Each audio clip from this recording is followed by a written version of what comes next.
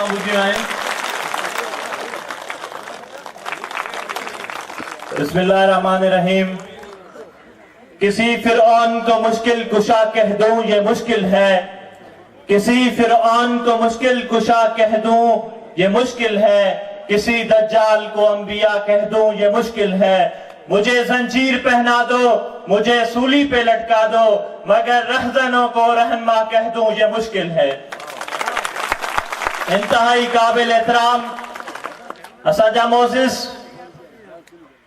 Pakistan Gabol Baloch welfare association जा सरपरस्त आला नवाब नबील अहमद खान गबोल साहब, सरदार सालिम मोहम्मद बिरानवाणी साहब ए साईं नियाज मोहम्मद छछर साहब, मोहम्मद रमजान पालारी साहब ए स्टेज ते वेठल एन पेंडाल में सभिनी आयल मोजिस मेहमानन के मां दिल जी गहराइयुनि सां भलीकार चवां थो।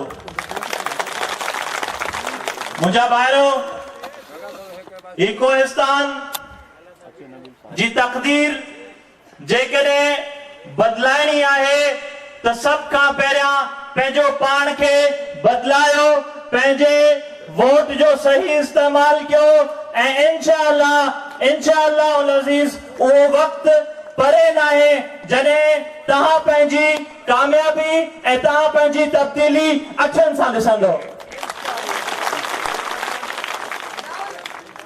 जालिम ऊंचा घाट झुकाए छा सकंदे, जालिम ऊंचा घाट झुकाए छा सकंदे, कंध न झुकंदो कंध कटाए ॼाणूं था।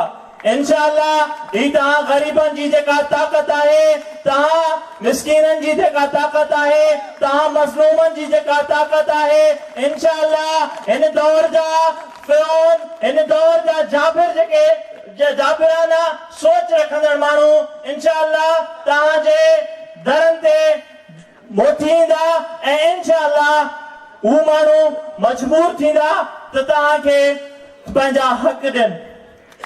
मुंहिंजा भाइरो, मुंहिंजी तयारी न हुई ऐं मुंहिंजा मोजिस महिमान बि हिते जेको आहे मौजूद आहिनि, इन जे लाइ सभिनी दोस्तनि जी महिरबानी।